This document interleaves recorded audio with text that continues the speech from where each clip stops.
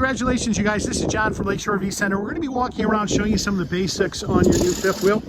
Some of the first things we want to do when we get to our campground is we've got battery disconnect switches here. Without these battery disconnect switches turned on, that's the red switches actually that are located in here. We have to rotate those to the green position. Without those turned on, we won't have power to the coach. So that's one of the first things we want to make sure that we do when we get to the campground. Next thing we're going to do is turn on your propane tanks. Righty-tighty shuts off the tank, the lefty-loosey turns those on. Notice the green selector valve back here. Green indicates that we have propane flowing through the lines. Whichever direction that's turned in is the direction it's going to be drawing from which tank, okay? We also have an additional battery disconnect switch, which is located right up here by the batteries. And you'll notice that's in back, and that is already turned to the green position. Your battery is under this cover. That's your inverter system. And then, of course, this is your generator. When we want to go turn on the auto leveling, all we simply have to do is push both buttons here.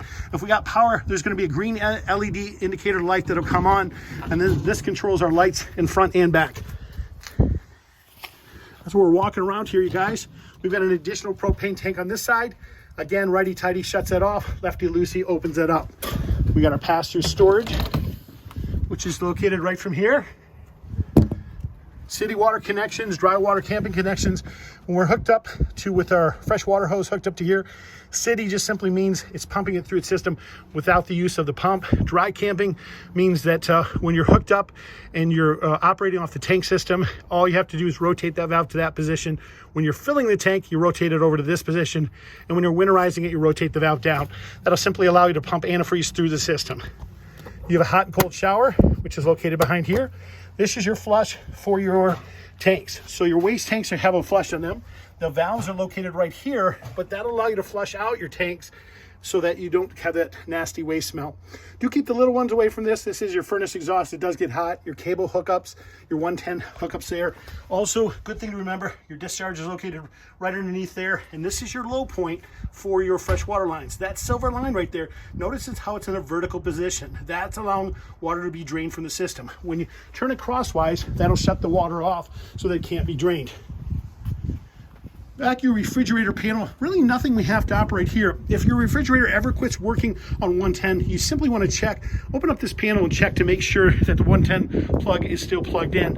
Generally, everything's controlled from the inside there. It is also a good idea after the first 250 miles to check your lug nuts on your tires just to make sure they haven't become loose, because that can happen. You have a rear bathroom, of course, on this. That's your discharge. Your valves are located in there.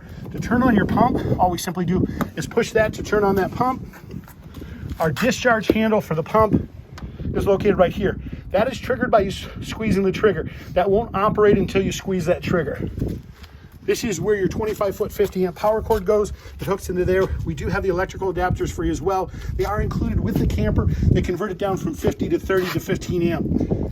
Your pins you use to pull for your ladder, all you simply do is pull those, swing the ladder forward. Generally rated about 250 pounds. Good idea not to exceed that. Your locks back here, when we want to open those up, all we have to simply do is rotate these. Rotate them up, twist them, that opens them up. Then we can pull the whole tailgate down if you want. Got another one over on this side. Those are what are called spring assist. One person should be able to easily operate that by themselves. Your outside camp kitchen is located behind here. I'm going to show you what that looks like here real quick. Magnetic catches, refrigerator located there.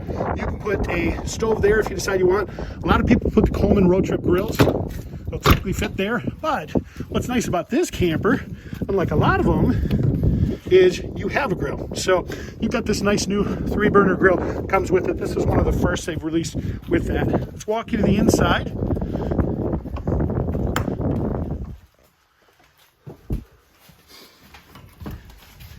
You guys, our main controls are controlled from here.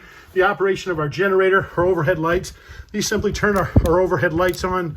These will slide our various slide outs out. These are our main slide controls. Our stereo system's located here. This is for our solar panel on the roof, just letting us know it's being charged. When we go to operate these thermostats, I apologize, it doesn't look like we have power right now. But what you have to do is push this mode button on the right-hand side, cycle through this. You'll see a little snowflake up here. That's for your air conditioner. You control the temperature settings with the up and down arrow keys, and then cycle through it by pushing mode again to get to your furnace. And same thing for the temperature settings. Control it with the up and down arrow keys there. We're gonna walk you up front here because